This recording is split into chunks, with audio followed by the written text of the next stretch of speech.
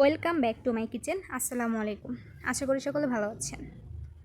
আবারও চলে আসলাম দেশি মুরগির বোনা রেসিপি নিয়ে। তো এর জন্য আমার প্রথমে একটি আস্ত মুরগি নিয়ে নিতে হবে। তো নিয়ে নিয়েছি।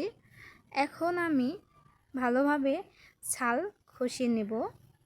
তো এইভাবে আস্তে আস্তে ছাল খসিয়ে নিতে হবে। তো এরপর আমি পিস পিস করে কেটে নিব। তো অলমোস্ট কাটা শেষ হয়ে গেল।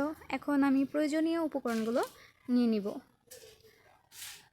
এরপর আমি একটা চুলায় প্যান বসিয়ে দিব। এরপর আমি সরিষার তেল দিয়ে দিয়েছি, দারচিনি, এলাচ, তেজপাতা দিয়ে দিয়েছি। এরপর আমি কাটা কুচি করা পেঁয়াজ দিয়ে দিয়েছি। এবার ভালোভাবে নেড়েচেড়ে নিতে হবে যে পর্যন্ত সুন্দর একটা কালার না আসে। তো চলে এসেছে। এখন আমি 2 চা চামচ লবণ অ্যাড করে নিব, 2 চা চামচ হলুদের গুঁড়ো অ্যাড করে নিব, আর 2 চা চামচ কাশ্মীরি লঙ্কার গুঁড়ো অ্যাড করে দিব, ধনিয়ার গুঁড়ো অ্যাড করে দিব 2 চা চামচ। এরপর আমি সুন্দরভাবে নেড়েচেড়ে নিব। এরপর আমি টমেটো বাটা দিয়ে দিয়েছি। এবার ভালোভাবে সুন্দর করে নেড়েচেড়ে নিতে হবে। দেখুন কি সুন্দর কালার চলে এসেছে।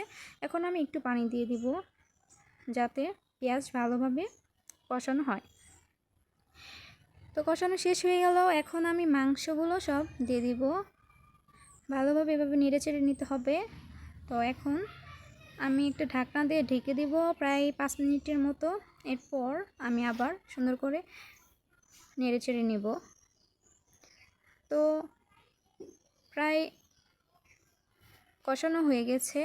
এখন আমি আলু ভাজা ছিল ওগুলো দিয়ে দিব। তো আলু না দিলেও চলে, কিন্তু আমার বাসার সবাই আলু পছন্দ করে, তার জন্য দিয়ে দিয়েছি। এরপর আমি 2 চা চামচ টক দই দিয়ে দিয়েছি। এবার ভালোভাবে নেড়েচেড়ে আমি একটা ঢাকনা দিয়ে আবার ঢেকে দিব। এরপর ভালোভাবে নেড়ে নিয়েছি। এরপর আমি পেঁয়াজ কাটা ছিল কয়েক টুকরো, তো দিয়ে দিয়েছি যাতে সুন্দর একটি ফ্লেভার আসে। তো আমি আবার ঢেকে দিয়েছি। এরপর নেড়ে চেড়ে নিব প্রায় 2-3 মিনিটের মতো যাতে নিচে না লেগে যায়। তো এরপর আমি পরিমাণ মতো আমি পানি দিয়ে দিয়েছি। তো দেওয়ার শেষ করে আমি ঢেকে দিব। এই তো প্রায় পানি উপরে চলে এসেছে, যে হয়ে যাচ্ছে।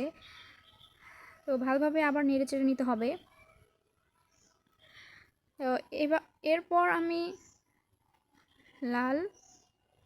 লালচে ভাব হয়ে গেলে আমি জিরার গুঁড়ো দিয়ে দিব।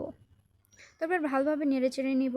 অলমোস্ট আমার আজকের রেসিপি প্রায় কমপ্লিট। তো হয়ে গেল আজকের দেশি মুরগির বোনা রেসিপি। তো এইভাবে কেউ তৈরি করতে চাইলে তো আপনারা এভাবে বানিয়ে নিতে পারেন। তো আশা করি সকলের ভালো লেগেছে। সবাই ভালো থাকবেন, সুস্থ থাকবেন। আজ এই পর্যন্ত। সব বিদায় জানিয়ে আল্লাহ হাফেজ।